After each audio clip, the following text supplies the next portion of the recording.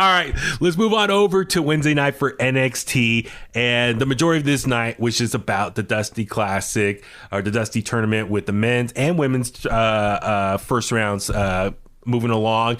So opening match here, we see Leon Ruff and Kushida take on The Way, Johnny Gargano and Austin Theory. Great match here. I like the finish, though. As far as Kushida, like, really capturing Johnny with his arms, like, trapped behind him and stretching him out for the submission hold there. I was kind of shocked. I really thought The Way might, like, go to the finals in this tournament. I was really shocked that Leon Ruff and Kushida, the underdogs, won here. I like two things. I like Austin Theory in short pants. Yes, much better. Yeah. And every time I see Leon Ruff, he seems to impress me. So I can say now I am a Leon Ruff fan. That springboard or whatever it was, that cutter he did, was just ridiculous. Theory's tights remind me of like Jeff Jarrett in WCW in 2000. Yeah. I was thinking Shane Helms. Shane Helms too. Slap nuts. When he was heel Shane Helms in WWE. Yeah. Do you think Austin Theory, his character is much better now ever since he's been aligning himself with Johnny Gargano? Yes. Yeah, I'm with you too. I think it's a lot better. I was really hoping that they were going to maybe win this and kind of, use it as their like, look what we did here. We won the North American Championship. We won the tournament. So I was super shocked. Like I said, for all your March Madness fans out there, it was total bracket buster right there already to kick off the show. A couple things I just want to lump together. Pete Dunne cuts a promo, says he's going to go after Finn Balor. Awesome. Yeah. Finn Balor, we go see William Regal, and he wants to challenge Pete Dunne for a title match. Or excuse me, he's down to fight Pete Dunne and put the title on the line. William Regal and Finn Balor also said he wants to take out Oni Lorcan and Danny Burch first, cut off the arms before you go after the head. That is Pete Dunne. William Regal's like, well, you can't do it alone. You need a tag partner. He's like, well, I have no friends here. And he said, look at your enemies. And more or less to paraphrase, he says the enemy of your enemy is your friend. So I think a lot of people start assuming, okay, Kyle O'Reilly should be the one to help them because they both have a common interest here. They both have beef with those three guys. Then later on in the night, we see Finn Balor enter Undisputed Era's locker room. It was like they were staring at each other. There was a lot of dead air in between. They're all staring at each other, but ultimately Finn Balor said to Kyle O'Reilly, "You in?" He's like, "Yeah, I'm in." But I just liked Roderick Strong's body language and the way he was talking. He's like, hey man, he's like, he reminded me of like a bully from like the 50s or whatever. His demeanor, his attitude, they're all we don't like your kind around here, man. Yeah, they're like the motorcycle greasers that you see from like old television. Yes. White shirts, blue jeans, leather jackets. Yeah. With the cigarettes rolled up on their sleeves. Hey man. So anyway, this is gonna be good. I cannot wait. Finn Balor, Kyle O'Reilly taking on Oni Lorcan, Danny Burch in a match coming up soon. So that's gonna be awesome. We see Karrion Kross, a squash match against Ashanti Theodonis. I enjoyed this as far as keep it simple for Karrion Kross in the ring. Yeah. Squash match, you got to rebuild him as a dominant force because we know while Finn Balor eventually is probably going to have a match with Pete Dunne at some point. Probably at the next takeover. Yeah, and then Finn's probably going to retain there. And then probably Karrion's going to be the next one to go after Finn Balor. Yeah. So this is just Karrion Kross biding his time. Am I right, Richard? I think for Karrion, you've got a couple of things coming up for him. Because it looks like after he squashed, what was the guy's name? Let's see, Ashanti Theodonis. Yeah. Then after the match, he goes after his tag team partner, which was really violent. Yeah, it was great. Yeah. But also we see, and I'm sorry to jump ahead, but I noticed this. I don't know if you probably noticed it too.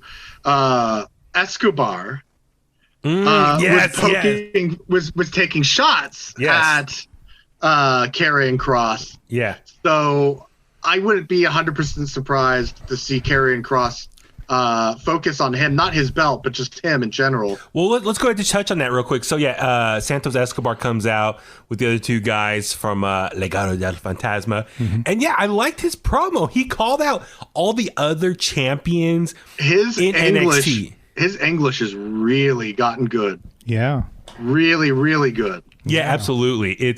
I really enjoyed this promo because that was a tremendous promo for English-speaking people as well. So, but as far as calling out all the other champions in recent months, as far as he's been the one consistent dominant champion for the respective title that he holds, because he said, we have guys here who have curses and can't retain their championships when defending them. We have guys here who get injured and can't defend it the following match. So like Karrion Kross and Finn Balor. So it's like he was taking shots at all these other guys on the NXT roster without saying names, but I really love this promo here. And then who was it came out after? The Lucha House Party and someone named Stallion. Kurt Stallion. Kurt Stallion, right. yeah. And from 205 Live. Yeah, I don't know much about that guy other than 205 Live. So it's gonna be a match, I think, next week. He looks like he works in Silicon Valley. Yeah. Or people joke that he looks kind of like Heath Slater a little bit, like a deflated Heath Slater. Yeah. Right. But that's a great promo. I like a heelish personality, or heelish champion who explains why he is the best at what he does and calls out other people, his peers. But it was so clear, and he really took actual events in NXT's last 6 months.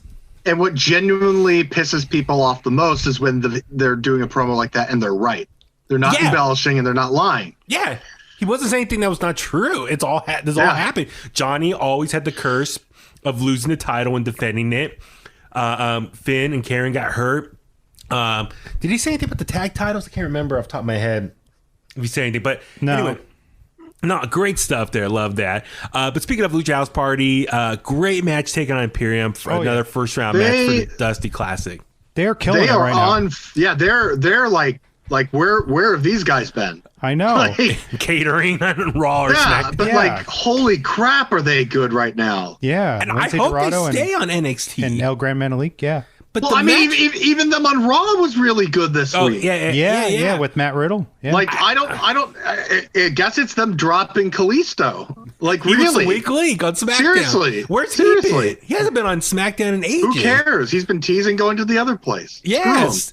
No, this is great. There's a great match here. I love the different styles. Imperium, more grounded, hard hitting. Well, mat-based wrestling. Yeah, Lucha House Party are high flying. High flying Lucha Libre style. I think they need to get some different music. Something that takes a little more serious, because that music was the one that Kalisto and Sin Cara used in NXT. Yeah. And it's just kind of like neither one of those guys are in that group anymore, so why are you using the same music? Yeah, no, it's a good point. I really wish, change it up. It's to kind of maybe rebrand them a little bit. Mm-hmm. Yeah. They're seriously, they're one of the best acts in WWE right now, I'd say. Yeah. But I mean, I love how they took out one of the guys in Imperium outside the ring, and then I believe it was was it Fabian Eichner? Fabian Eichner was outside, and the other guy with hair, Marcel Barthel, he was in the ring, and then Gran Metalik. Was it Gran Metalik? That springboard Hurricane Rana? Oh my God. Yes, dude, and just a finisher. Oh, so good. And they won clean. Yeah, they won clean. I was like, wow, they won clean. And and both those teams are great tag teams. So it's like, oh my God, that was a really enjoyable match. But I think a lot of people were assuming Imperium was going to win, former NXT champions, tag team champions. There was a strong favorite going in. Another bracket buster. I think it was Beth Phoenix, who was in-house on this episode of NXT, which was cool to see her in person. Yeah. She gave a great speech when they got into the women's Dusty Classic. Yeah, so but I was gonna say she called out Wade Barrett because he's like, oh, my bracket is totally ruined now. So that was cool. But so anyway, Tommy brought up a good point to me before I watched it. So the guys in Imperium walking up the ramp. Yeah, as they lost the match, and then out of nowhere comes Alexander Wolf, and everyone was shocked to see him there, and they're like, Isn't he? Yeah, and they were just kind of just bowing to him. You know, they do their pose. They're embracing him. And so, Richard, what do you think this means? Do you think Walter is coming to America, or he's calling them to bring them back to NXT UK? Maybe that's what I think. No idea. No idea. Do you have a I mean, I love like the tag team division. I'd like to see Walter there.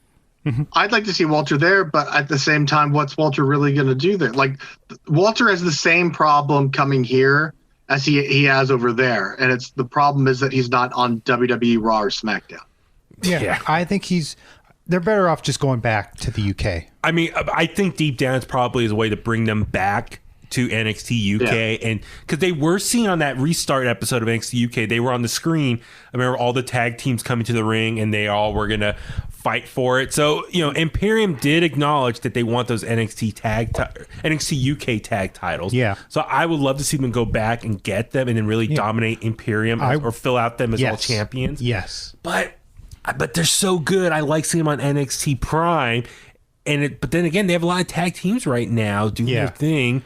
So I don't know. I mean, I would love to see Walter come to America and maybe start something for the next takeover. I think he will eventually, probably by the summer, maybe. Yeah. I'd like to see him in the Royal Rumble. Yeah. That would be badass. Maybe next year. God. We'll see.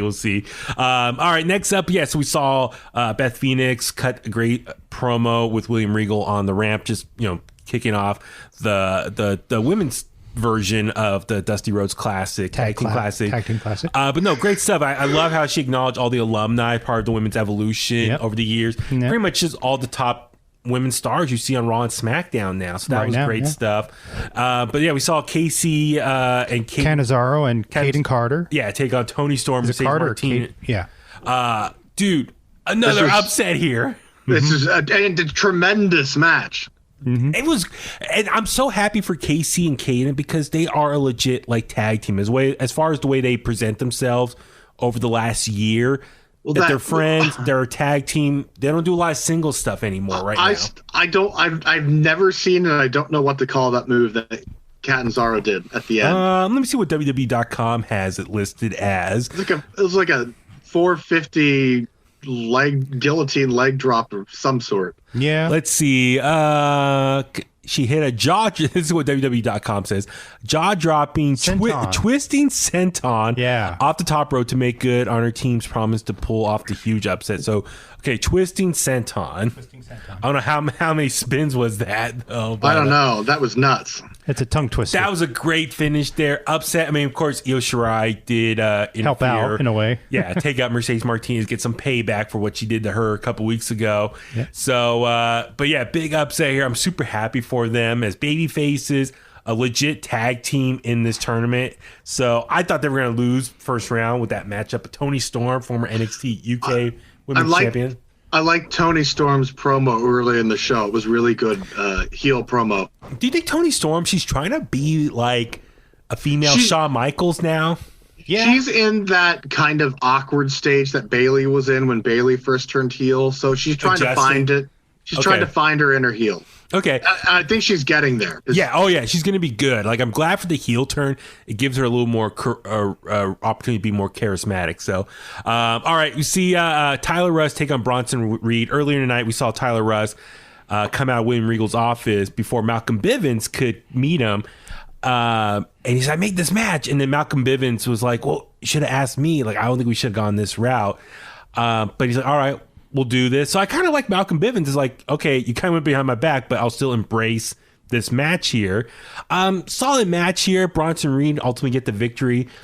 And, good for him. He needs to keep that, momentum going. I want Bronson Reed to go after the North American title, which I think they're gonna go for because they do have a story there with Johnny because he was in that ladder match back over the summer. Mm-hmm. I just wish Bronson Reed get rid of that little toy thing around his neck. No, I like that. Muta had that. Yeah.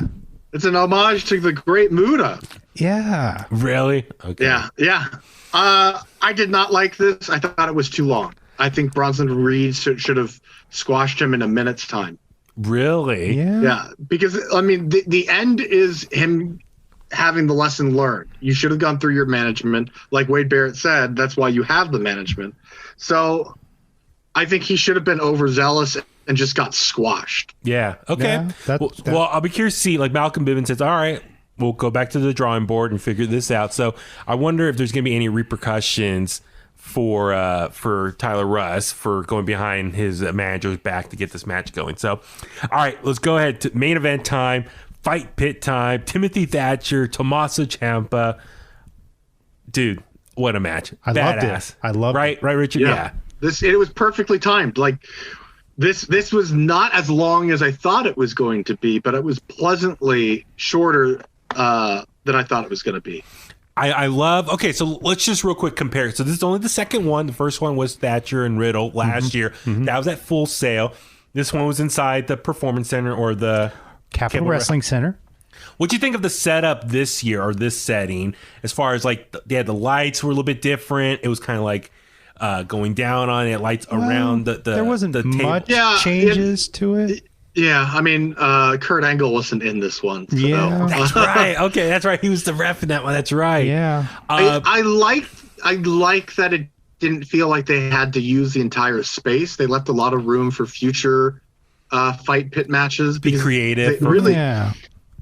They got up on the ramp. They wrestled on half of the ramp, or thought on half of the ramp. Yeah. Then went into the pit and then got boxed in the corner and hit the submission. Yeah. It was simple. It was really well done. Yeah. I like how they both walk up the steps and start up top and brawl it out up there, and then eventually during the commercial break, the picture-in-picture, that's when they both drop down to the actual ring. But I like how they used the cage, all aspects of it, but really using the corner. And the finish though, with Ciampa trapped, is one leg trapped inside the poles, and then Thatcher taking the other one for the what Big E uses, the muffler. Yeah, it's a stretch muffler. hold. But Tommy, as you said, he took both hands and then squeezed his leg. Because I remember Boss Rutan, when he was in Pancrase, he used something similar where he grabbed the guy's neck and the guy's leg, and he grabbed his hands together and just squeezed the guy into submission. And then Ciampa immediately tapped out because that was his surgically repaired knee. So it made sense from just a story standpoint. Yeah, and the fight pit continues to be a beauty of brutal stipulation, and both guys just look like beasts in there. I thought.